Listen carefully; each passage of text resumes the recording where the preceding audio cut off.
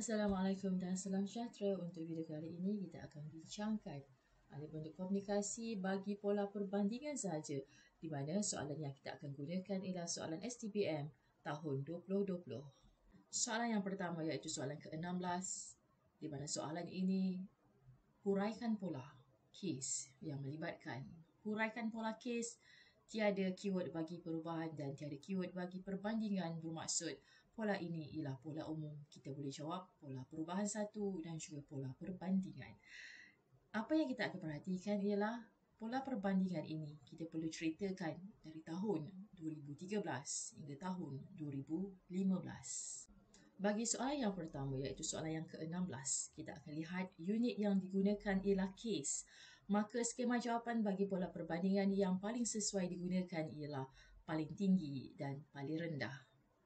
Bagaimana kita nak menentukan kita nak menggunakan istilah apa? Okey, contoh di sini ialah kes. Kes, disebabkan dia kes, istilah yang paling sesuai ialah paling tinggi dan juga paling rendah. Sekiranya menggunakan unit orang. Jadi, istilah yang paling sesuai ialah orang ya. Paling ramai, paling sedikit. Paling banyak, paling sedikit. Jadi saya akan mentionkan setiap unit itu perkataan apa yang paling sesuai digunakan untuk menjawab soalan-soalan tersebut. Step yang pertama, sekiranya pelajar dapat soalan itu, kita akan tentukan data yang paling tinggi dan data yang paling rendah bagi setiap tahun. Contoh, tahun 2013, data yang paling tinggi ialah pecah rumah, manakala yang paling rendah ialah bunuh dan juga cederakan orang. Untuk tahun 2014 juga kita akan buat benda yang sama. Yang paling tinggi pecah rumah, paling rendah bunuh. 2015, tinggi pecah rumah, terendah bunuh. Okey, itu adalah step yang pertama. Dapat sahaja soalan, kita akan tentukan siapa yang paling tinggi, siapa yang paling rendah bagi setiap tahun. Step yang kedua, kita akan kira peratus daripada jumlah keseluruhan. Sebagai contoh, 140 bahagi 244 darab dengan 100, kita akan dapat 57.38%. Sama juga untuk data yang terendah, 29 bahagi 244 darabkan dengan 100, kita akan dapat 11.89%. Itu untuk tahun 2013. 2014 dan juga 2015 menggunakan step yang sama untuk mencari peratus daripada jumlah keseluruhan bagi setiap data. Peringatan kepada pelajar, kita hanya mengira peratus daripada jumlah keseluruhan bagi data yang digunakan sahaja. Bermaksud kita akan kira siapa yang paling tinggi dan kita akan kira siapa yang paling rendah. Yang tiada kaitan tidak perlu dikira kerana itu juga akan makan masa kamu untuk menjawab soalan ABK semester yang ketiga ini. Sebagai permulaan, saya akan pecahkan idea dan juga huraian bagi paling tinggi dan huraian yang paling rendah. Untuk slide yang pertama bagi jawapan, ini ialah data paling tinggi. Contoh idea dia, paling tinggi, paling rendah. Bilangan kes jenayah merupakan isu bagi soalan ini. Yang paling tinggi adalah analisis bagi tahun 2013, 14 dan 15 merupakan tahun adalah kes pecah rumah. Okey, apa dia punya item tersebut. Manakala yang paling rendah pada tahun 2013 adalah kes bunuh dan cederakan orang. Tetapi untuk tahun 2014 dan juga 15 melibatkan kes bunuh sahaja. So, kita akan mention lah mana-mana yang berkaitan. Sekiranya satu tahun itu ada dua data yang paling rendah, so kita akan mentionkan kedua-dua data yang paling rendah. Jika ada data yang paling tinggi ada dua pun, kita akan mentionkan bergantung kepada soalan tersebut. Jadi, ayat yang pertama ini adalah ayat bagi idea paling tinggi dan idea paling rendah. Huraian bagi data yang paling tinggi kita akan huraikan setiap tahun. Okay? Sebagai contoh, pada tahun 2013, kes pecah rumah adalah sebanyak 140 kes. Dalam kurungan ialah peratus daripada jumlah keseluruhan yang telah pun dikira tadi. Daripada jumlah keseluruhan iaitu 244 kes. So, ayat yang pertama bagi huraian satu ini adalah data bagi tahun 2013. Huraian bagi tahun 2014 pula mencatatkan 187 kes dalam kurungan peratus daripada jumlah keseluruhan iaitu 297 kes. So di sini pun kita akan mentionkan data bagi tahun 2014 dan juga jumlah keseluruhan bagi tahun tersebut. Diikuti dengan tahun 2015.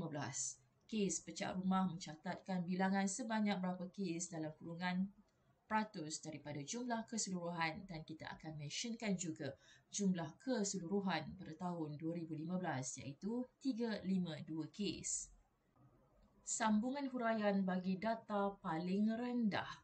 Manakala bagi kes paling rendah pada tahun 2013 pula adalah kes bunuh dan cederakan orang yang mencatatkan 29 kes dalam kurungan peratus daripada jumlah keseluruhan berapa dan kita akan letakkan jumlah keseluruhan pada tahun 2013 iaitu 244 kes. Menggunakan step yang sama untuk tahun 2014, kita akan mentionkan kes bunuh sahaja adalah kes yang paling rendah dengan catatan 33 kes berapa persen dan daripada jumlah keseluruhan itu berapa. Sama juga untuk tahun 2015. Kes bunuh mencatatkan bilangan sebanyak berapa dan daripada jumlah keseluruhan sebanyak berapa. Jadi ini adalah cara untuk menjawab data paling tinggi dan paling rendah. Yang ini ialah pecahannya. Jadi seperti ini berada di dalam satu perenggan di mana yang berwarna ungu ini adalah idea bagi ayat paling tinggi dan juga paling rendah. Warna hijau ini pula ialah ayat huraian bagi data paling tinggi. Dan yang berwarna merah ini adalah data bagi paling rendah. Jika dilihat di sini, disebabkan soalan ini atau pola ini ialah pola perbandingan. Itu sebab jawapan dia agak panjang. Untuk membezakan ayat hijau dengan ayat merah, kita akan gabungkan dengan penanda wacana manakala. Wajib ada istilah manakala untuk membezakan, untuk membandingkan data yang paling tinggi dan data yang paling rendah.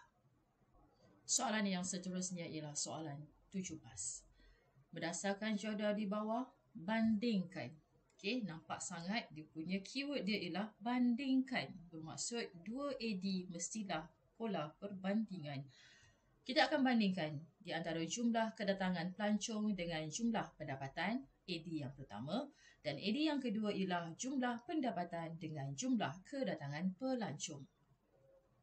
Jumlah kedatangan pelancong menggunakan unit orang. Jadi dalam bahasa Melayu, sekiranya menggunakan orang, skema jawapan yang paling sesuai ialah ramai dan juga sedikit. Jadi kita akan cari data yang paling ramai dan data yang paling sedikit.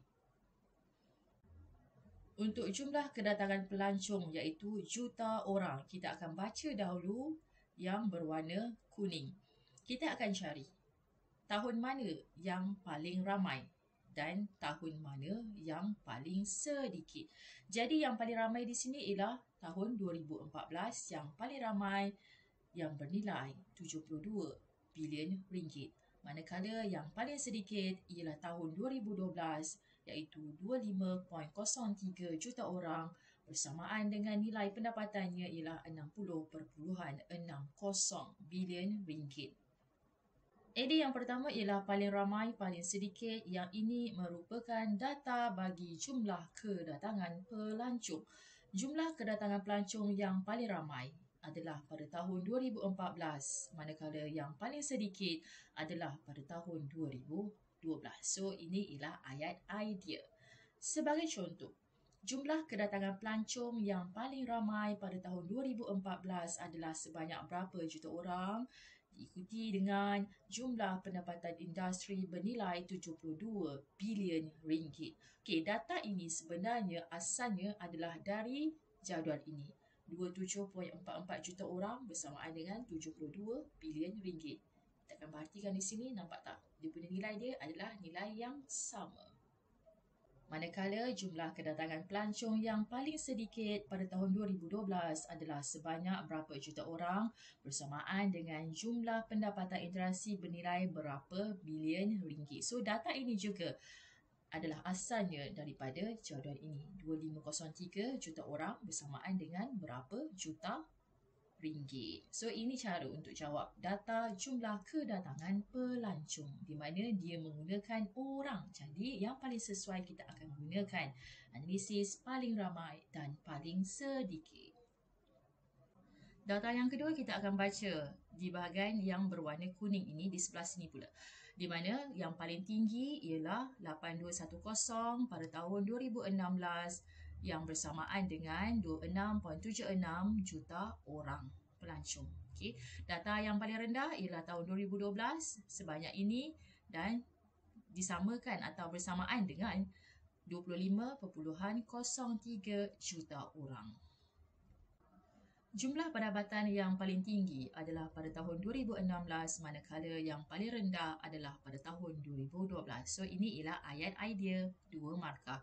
Sebagai contoh, jumlah pendapatan yang paling tinggi pada tahun 2016 adalah sebanyak berapa bilion ringgit diikuti dengan jumlah kedatangan pelancong sebanyak berapa juta orang.